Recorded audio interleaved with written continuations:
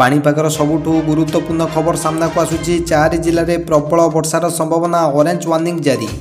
सूचना मुताबक राज्य में 4 जिले में प्रबल वर्षार संभावना। भद्रक, मयूरभंज, केन्दुझर और बालेश्वर जिले में विभिन्न स्थान में घड़घड़ी सह वर्षा हो पारे। 40 ରୁ 50 किमी बेग में बहिब पवन।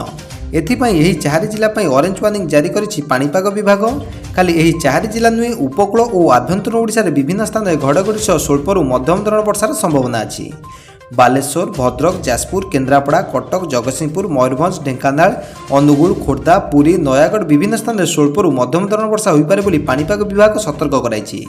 आभ्यंतरीण और उपकूल ओडिशा रे विभिन्न स्थान में 30 ରୁ 40 किमी बेग में बहिपारे पवन। यही सब जिला येलो वार्निंग जारी होइछि। 23 तारिख में मयूरभंज, केन्दुझर, बालेश्वर, भद्रक, ढेंकानाल, जाजपुर, केन्द्रापड़ा रे बिजुली और घड़घड़ी सह वर्षार संभावना अछि। यही सब येलो वार्निंग जारी होइछि। 24 तारिख में भी बालेश्वर, मयूरभंज सतर्क जारी करिछि। उत्तर ओडिशा रे गोटे किंबा 2टी स्थान में घड़घड़ी सह वर्षा हो पारे। सूचना थाउथि गत 24 घंटा अनुगुल में सर्वाधिक 26 मिमी वर्षा होइछि। भुवनेश्वर में 22.2, ढेंकानाल में 21, चांदबाली में 18.4, तालचेर में 15, केन्दुझर में 12.8 मिमी वर्षा रेकर्ड होइछि। अपराह्न राजधानी भुवनेश्वर में वर्षा होइछि। अनेक स्थान में वर्षा सत्वे रातिर तापमात्रा अधिक थिबा सूचना मिलिछि। भद्रक रे रातिर तापमात्रा सर्वनिम्न 14.4 और अनुगुल में 14.6 डिग्री थिला।